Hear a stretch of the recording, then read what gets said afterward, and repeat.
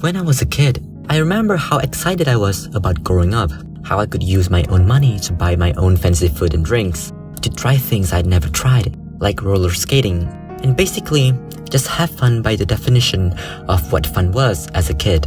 But now, as an adult, all that excitement has gone away, and I don't really feel the urge to try those things anymore. Even if I did, I don't think I'd have as much fun as I would have as a kid. The version of adulthood I had in my mind is gone. It was just an illusion. Now I'm faced with the reality of working life. Yet, the feeling of being an adult still hasn't arrived. So, what exactly is an adult anyway?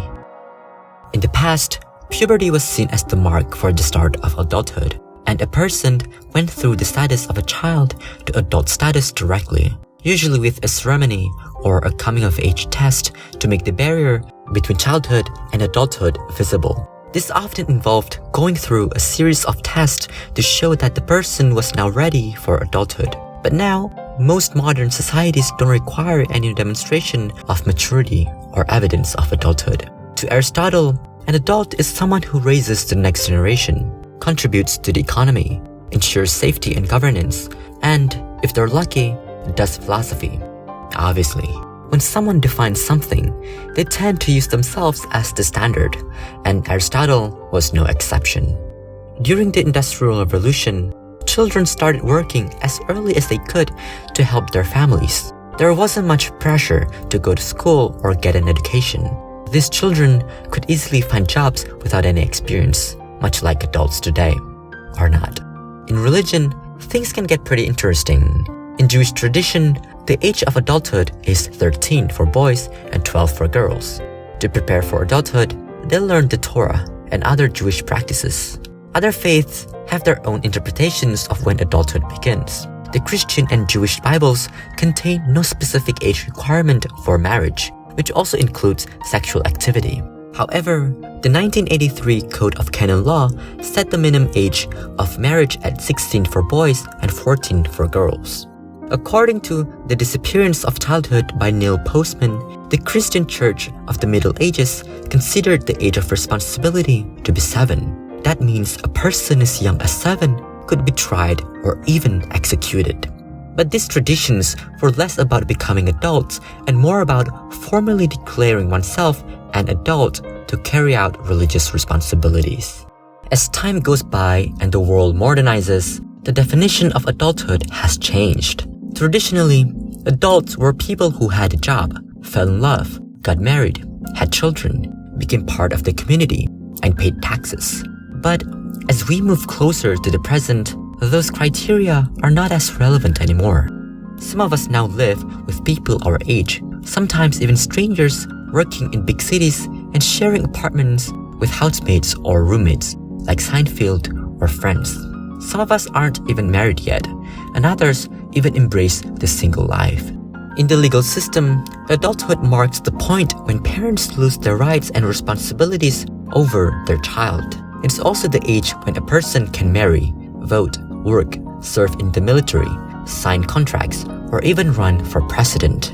But the law can be ambiguous. Depending on where you are, you can be considered an adult or not, based solely on your age. In Nigeria, Mali, and Congo, adulthood begins at 15. In the United States, it's 18. In South Korea, 19. And in Puerto Rico and Bahrain, 21.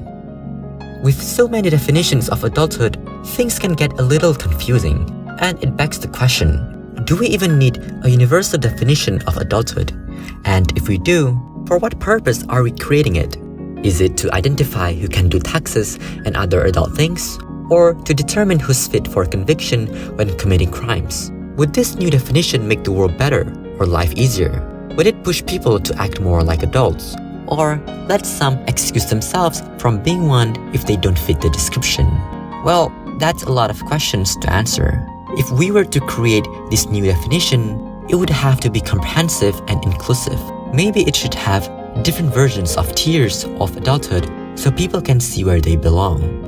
I also have my own idea of what an adult should be, and it's the kind of person I want to become.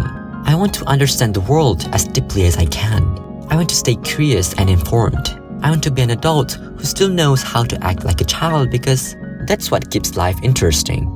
To me, knowledge and intelligence should be the foundation of adulthood, not just the number of years we've lived. Of course, having real experience behind your knowledge gives your intelligence and maturity more depth, and I think that's important. I really like science, and I think it's one of the greatest things humanity has ever achieved. But science is not everything, and sometimes the people we admire the most lack a certain depth in their thinking, despite being very intelligent. They might love innovation, but fall short when it comes to making their ideas a reality. Some are academics who supported regimes that were clearly evil and corrupt, like Caldwell, and ended up getting themselves killed. They fail to see the flaws in their own vision, refusing to re-examine their beliefs or face the gap between their ideals and the reality right in front of them. I guess that's something I need to keep in mind. So, adulthood and maturity are fickle. You can be in your 50s and still full of ignorance and hatred, while others can be in their 40s, 30s, or even 20s with wisdom. There are no good reasons to think that we can only develop wisdom later in life. Wisdom comes with time, but also with experiences, mistakes, observations, suffering, conversations, actions, and much more. All of those give a broad perspective and a sense of meaning and value in living a human life. And yet, even with all that, the condition that develops wisdom requires the right mentality. The same set of things can happen to two different people and lead to wildly different results. One might suffer while the other prospers. So, the tool for adulthood one desperately needs is a critical mind to process and evaluate the experiences life offers. In other words, they have to think, because thinking brings wisdom. Hey guys, thank you for watching and for supporting me, and there will be many more to come, and I hope you have a great week.